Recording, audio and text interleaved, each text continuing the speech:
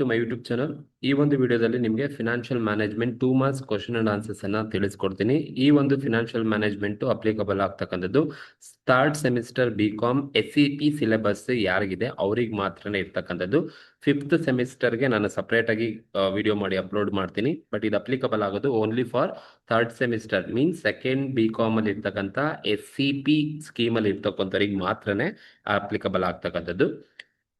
ಏನೆಲ್ಲ 2 marks questions ಅನ್ನ ಕೇಳ್ಬೋದು ಅಂತ ಹೇಳಿದ್ರೆ ನೋಡಿ, first question define financial management ಅಂತ ಕೇಳ್ಬೋದು. ಅದು what you mean by financial management ಅಂತ ಕೇಳಿದ್ರೆ, financial management deals with the procurement of funds and their effective utilisation in the business is called as financial management ಅಂತ ಕರಿತೀವಿ.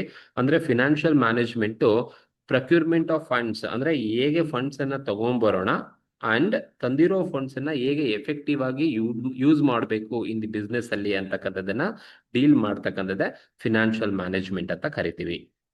What is operating leverage ಅಂತ ಕೇಳಿದ್ರೆ, so ನಿಮಗೆ 3 leverage ಗೊತ್ತಿರಬೇಕು. Operating, finance, combine 3 leverage meaning ಕೇಳಬಹುದು. Operating leverage measure the relationship between sales revenue and EBIT. Or ಇನ್ನ ಬೇರೆ ತರ ಬರೀತೀರಾ ಅಂತ ಹೇಳಿದ್ರೆ, it measure the effect of change in sales revenue or the level of EBIT ಅಂತ ಕರಿತೀವಿ.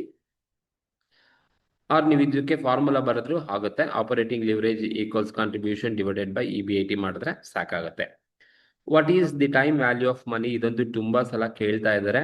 The concept of time value is that value of money received today is more than the value of the same amount received after certain period of time. Time value of money ಅಂತ ಹೇಳಿದ್ರೆ, ಇವಾಗ ನಾವೇನು value of ಮನಿನ receive ಮಾಡ್ತೀವಿ today, it is more than the value which are going to be received in future days ಅಲ್ಲಿ ಏನು ನಾವು receive ಮಾಡ್ತೀವಿ ಅದು ತುಂಬಾ ಜಾಸ್ತಿ ಇರುತ್ತೆ. ಅದನ್ನ ನಾವು ಟೈಮ್ ವ್ಯಾಲ್ಯೂ ಆಫ್ ಮನಿ ಅಂತ ಕರಿತೀವಿ. ವಾಟ್ ಈಸ್ ಫಿನಾನ್ಷಿಯಲ್ ಪ್ಲಾನಿಂಗ್ ಅಂತ ಕೇಳ್ತಾರೆ 2 ಮಾರ್ಕ್ಸ್ ಅಲ್ಲಿ. Financial planning are guidelines to all actions which deals with procurement, selection of right sources and allocation of funds of the business firm ಅಂತ ಕರಿತೀವಿ. ಅಂದ್ರೆ financial planning ಅನ್ನೋದು ಒಂದು ಗೈಡ್ಲೈನ್ಸ್, ಒಂದು guidelines ಏನ್ ಹೇಳುತ್ತೆ ಅಂದ್ರೆ, ಇದು ಯಾವ ತರ ನೀನ್ ಪ್ರೊಕ್ಯೂರ್ ಮಾಡಬೇಕು, ಫಂಡ್ಸ್ ಅನ್ನ ಎಲ್ಲಿಂದ ತಗೊಂಡ್ಬರ್ಬೇಕು, ಯಾವ್ದು ರೈಟ್ ಸೋರ್ಸ್ ಆಫ್ ಫಂಡ್ಸ್ ಇಂದ ನೀವು ತಗೊಂಡ್ಬರ್ಬೇಕು, ಮತ್ತೆ ತಂದಿರೋ ಫಂಡ್ಸ್ ಅನ್ನ ಹೇಗೆ ನೀನು ಅಲೋಕೇಟ್ ಮಾಡಬೇಕು ಫಂಡ್ಸ್ ಅನ್ನ ಬಿಸ್ನೆಸ್ ಅಲ್ಲಿ ಅಂತಕ್ಕಂಥದ್ದನ್ನ ತಿಳಿಸ್ಕೊಡ್ತಕ್ಕಂಥ ಒಂದು ಗೈಡ್ಲೈನ್ಸ್ ಅನ್ನ ನಾವು ಫಿನಾನ್ಷಿಯಲ್ ಪ್ಲಾನಿಂಗ್ ಅಂತ ಕರಿತೀವಿ. ವಾಟ್ ಈಸ್ ಡಬ್ಲಿಂಗ್ ಪೀರಿಯಡ್ ಅಂತ ಕೇಳಿದರೆ, ಡಬ್ಲಿಂಗ್ ಪೀರಿಯಡ್ ಅಂತ ಹೇಳಿದ್ರೆ ನಾವು ಇನ್ವೆಸ್ಟ್ ಮಾಡಿರೋ ಅಮೌಂಟ್ ಡಬಲ್ ಆಗೋಕೆ ಎಷ್ಟು ಟೈಮ್ ತಗೊಳುತ್ತೆ ಅದನ್ನೇ ಡಬ್ಲಿಂಗ್ ಪೀರಿಯಡ್ ಅಂತ ಕರಿತೀವಿ. It is A time taken for doubling an investment.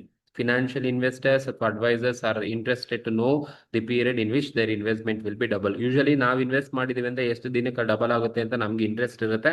ಹಾಗಾಗಿ ಡಬ್ಲಿಂಗ್ ಪೀರಿಯಡ್ ಅಂದ್ರೆ it is a time taken to doubling the investment amount ಅನ್ನ ಡಬಲ್ ಮಾಡ್ಲಿಕ್ಕೆ ತಗೊಳ್ತಕ್ಕಂಥ time. And what is the accept and reject criteria and NPV? ಇದು ಸುಮಾರು ಸಲ ಕೇಳ್ತಾರೆ. ಯಾವಾಗ NPV ನೀವು ಅಕ್ಸೆಪ್ಟ್ ಮಾಡ್ತೀರಾ, ಯಾವಾಗ NPV ನ ರಿಜೆಕ್ಟ್ ಮಾಡ್ತೀರಾ ಅಂತ ಹೇಳಿದ್ರೆ, so in case NPV is positive, project is select ಮಾಡ್ಕೊಳ್ಳಿ ಫಾರ್ ಇನ್ವೆಸ್ಟ್ಮೆಂಟ್ಗೆ. ಇಫ್ ನೆಗೆಟಿವ್ ಇದೆ ಅಂದ್ರೆ ದೆನ್ ಪ್ರಾಜೆಕ್ಟ್ ಈಸ್ ರಿಜೆಕ್ಟೆಡ್ ಅಂತ ಅರ್ಥ. ಅಂದ್ರೆ ಗ್ರೇಟರ್ ದ್ಯಾನ್ 0 ಇದೆಯಾ ಅಕ್ಸೆಪ್ಟ್ ಮಾಡಿ, ಲೆಸ್ ದ್ಯಾನ್ 0 ಇದೆಯಾ, ನೆಗೆಟಿವ್ ಇದೆಯಾ ಇಗ್ನೋರ್ ಮಾಡಿ ಅಂತ ಅರ್ಥ. ಅಕ್ಸೆಪ್ಟ್ ಅಂದ್ರೆ ಪಾಸಿಟಿವ್ ಇದೆ ಅಂದ್ರೆ ಅಕ್ಸೆಪ್ಟ್ ಮಾಡಿ, ನೆಗೆಟಿವ್ ಇದೆ ರಿಜೆಕ್ಟ್ ಮಾಡ್ತೀವಿ ಅಂತ. ನಿಮಗೆ mention any 2 techniques of calculating time value of ಮನಿನ ಕ್ಯಾಲ್ಕುಲೇಟ್ ಮಾಡ್ಲಿಕ್ಕೆ ಟೆಕ್ನಿಕ್ಸ್ ಅನ್ನ ಯೂಸ್ ಬರೀರಿ ಅಂತ ಕೇಳಿದ್ರೆ, 2 ಟೆಕ್ನಿಕ್ ಗೊತ್ತಿರಲಿ. ಒಂದು ಕಾಂಪೌಂಡಿಂಗ್ ಟೆಕ್ನಿಕ್, ಇನ್ನೊಂದು ಡಿಸ್ಕೌಂಟಿಂಗ್ ಟೆಕ್ನಿಕ್, ಅಥವಾ ಫ್ಯೂಚರ್ ವ್ಯಾಲ್ಯೂ ಟೆಕ್ನಿಕ್ ಅಥವಾ ಪ್ರೆಸೆಂಟ್ ವ್ಯಾಲ್ಯೂ ಟೆಕ್ನಿಕ್ ಅಂತ ಬೇಕಾದ್ರೂ ಕರಿಬಹುದು.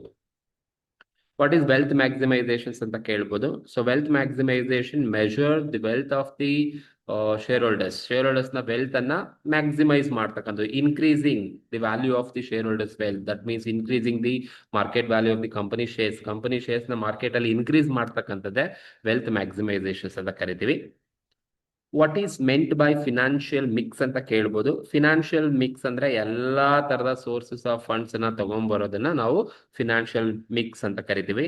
So financial mix means the proportion of different sources of finance used by company. ಎಲ್ಲಾ ತರದ ಫಿನಾನ್ಸಸ್ ಅನ್ನ ತಗೊಂಡ್ಬರೋದು. Some part of equity capital, some part of debt capital, some part of borrowed capital ನ ತಗೊಂಡ್ಬರ್ತಕ್ಕಂಥದ್ದು, ಅದನ್ನ ನಾವು ಫಿನಾನ್ಷಿಯಲ್ ಮಿಕ್ಸ್ ಅಂತ ಕರಿತೀವಿ. ಎಕ್ಸ್ಪ್ಯಾಂಡ್ EAT ಅಥವಾ PAT ಅಂತ ಕೇಳ್ತಾರೆ. Earning after tax. PAT ಅಂದ್ರೆ ಪ್ರಾಫಿಟ್ ಆಫ್ಟರ್ ಟ್ಯಾಕ್ಸ್. EBIT ಅಂದ್ರೆ earning before interest and tax ಅಂತ ಅರ್ಥ.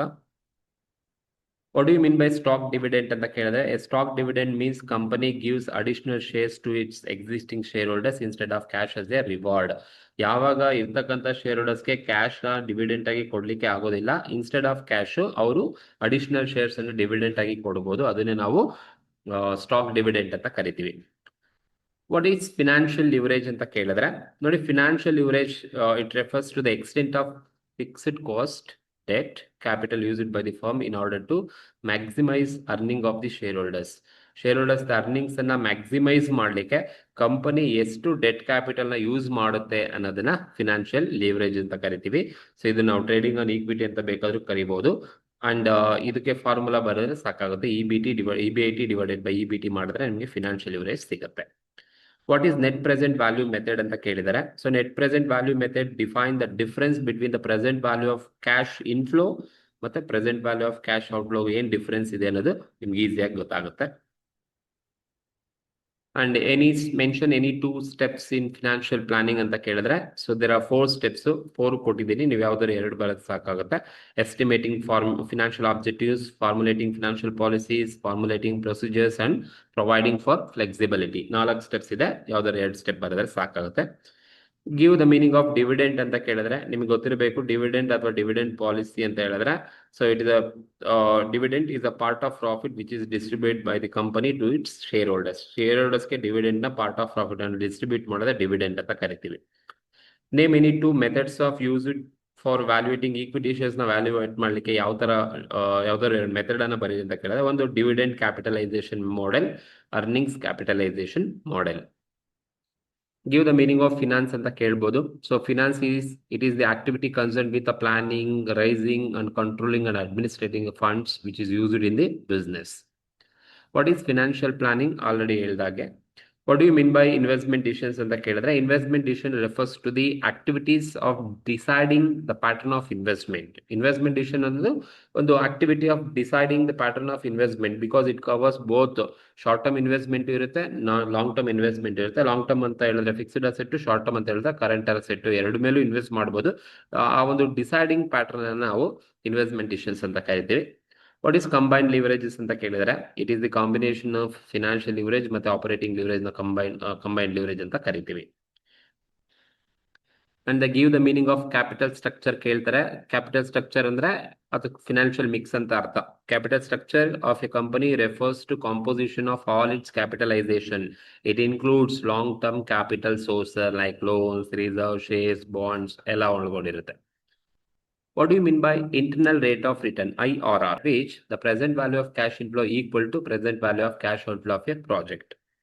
Optimum capital structure anta ide ನೋಡಿ. Optimum capital structure means the best mix of debt and equity in company financing that minimize the overall cost of capital and maximize the value of firm. ಅಂದ್ರೆ optimum capital structure ಅಂತ ಹೇಳಿದ್ರೆ, so company best practice ಮಾಡಬೇಕಾಗುತ್ತೆ, debt ಮತ್ತೆ ಈಕ್ವಿಟಿನ ಹೇಗೆ use ಮಾಡಬೇಕಾಗುತ್ತೆ, so cost ಅನ್ನ minimise ಮಾಡಲಿಕ್ಕೆ, but ಫರ್ಮ್ನ ವ್ಯಾಲ್ಯೂನ, market ವ್ಯಾಲ್ಯೂನ maximise ಮಾಡಲಿಕ್ಕೆ ಯೂಸ್ ಮಾಡ್ತಕ್ಕಂಥ ಒಂದು ಸ್ಟ್ರಕ್ಚರ್ ಅನ್ನ ನಾವು ಆಪ್ಟಿಮಮ್ ಕ್ಯಾಪಿಟಲ್ ಸ್ಟ್ರಕ್ಚರ್ ಅಂತ ಕರಿತೀವಿ. ಯಾವ್ದಾದ್ರು 2 ಡಿವಿಡೆಂಡ್ ಥಿಯರೀಸ್ ಬರೀರಿ ಅಂತ ಕೇಳಿದ್ರೆ, theory of relevance and theory of irrelevance ಅಂತ ಬರೆದ್ರೆ ಸಾಕಾಗತ್ತೆ. ಸೊ ಇಷ್ಟು 2 ಮಾರ್ಕ್ಸ್ ಕ್ವಶನ್ಸ್ ನೀವು ಎಕ್ಸ್ಪೆಕ್ಟ್ ಮಾಡಬಹುದು. ಇವೇ ಕ್ವಶನ್ಸ್ ಅನ್ನ ನಿಮಗೆ ಎಕ್ಸಾಮ್ ಅಲ್ಲಿ ಯಾವ್ದಾದ್ರು ಒಂದು 8 ಕ್ವಶನ್ಸ್ ಅನ್ನ ಕೇಳಬಹುದು. ಸೊ ಇದು ಅಪ್ಲಿಕಬಲ್ ಆಗೋದು ಸೆಕೆಂಡ್ BCom ಅಲ್ಲಿ ಇರ್ತಕ್ಕಂಥ SCP ಸ್ಕೀಮ್ ಅಲ್ಲಿ ಬರ್ತಕ್ಕಂಥ ಸ್ಟೂಡೆಂಟ್ಸ್ ಮಾತ್ರನೇ ಅಪ್ಲಿಕಬಲ್ ಆಗ್ತಕ್ಕಂಥದ್ದು. Thank you.